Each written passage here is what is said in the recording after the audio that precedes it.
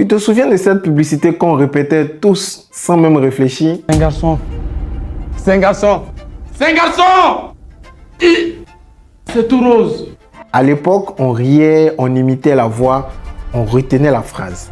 Mais avec un regard marketing, cette publicité était d'une intelligence rare. Tu vois, pour ma fille, j'ai pris ce qu'il y a de mieux. Pour les murs, pour le plafond, pour les meubles et même pour les grilles. Allô? C'est un garçon. C'est un garçon. C'est un garçon. C'est tout rose.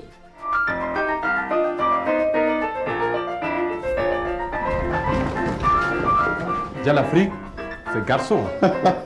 Elle parlait presque pas de peinture. Elle parlait d'un moment de vie, de naissance, une émotion forte, une projection familiale. Le produit était mis en arrière-plan, invisible, et c'est précisément ce qui la rendait très puissante. Premier levier, l'émotion avant le produit. Allô? C'est un garçon. La publicité déclenche une scène universelle, joyeuse, mémorable.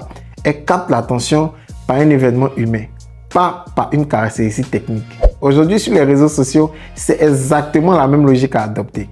On ne commence pas par peinture de qualité supérieure, on commence par une situation de vie. Le produit devient une solution à intégrer dans l'histoire, pas le centre du discours. Deuxième levier, la répétition stratégique. C'est un garçon. C'est un garçon. C'est un garçon. L'Afrique, c'est garçon. C'est un ancrage cognitif. La répétition crée la mémorisation. Sur les réseaux sociaux, cela se traduit par une phrase signature déclinée en série, un concept éditorial fixe, un slogan court repris dans vos vidéos, dans vos réels ou dans vos publicités. La cohérence répétée construit de la reconnaissance de la marque et également construit l'autorité. Troisième levier, la simplification de la décision. Choisissez la couleur. Jean Afrique fait le reste. Choisissez une couleur et on fait le reste. En une seule phrase, la marque enlève la complexité. Elle réduit la charge mentale. Aujourd'hui, cela devient du contenu très simple qui est assez pédagogique sur les réseaux sociaux. On rassure, on accompagne et on transforme l'hésitation en action. Quatrième levier, la projection visuelle. C'est tout rose.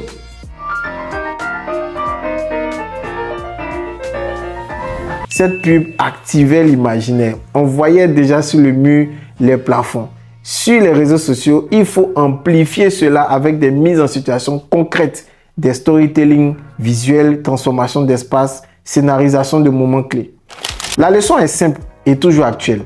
Les gens n'achètent pas un produit, ils achètent la transformation qu'il permet et l'histoire qu'il raconte. Les plateformes ont changé, les formats ont évolué, mais les leviers psychologiques restent les mêmes. Cette vieille publicité nous rappelle qu'un bon marketing ne commence pas par le produit, il commence par l'humain. Dis-moi en commentaire le levier que j'ai fait ressortir qui te sera utile et si tu as des recommandations d'anciennes publicités africaines, n'hésite pas à me les transmettre en inbox. Merci.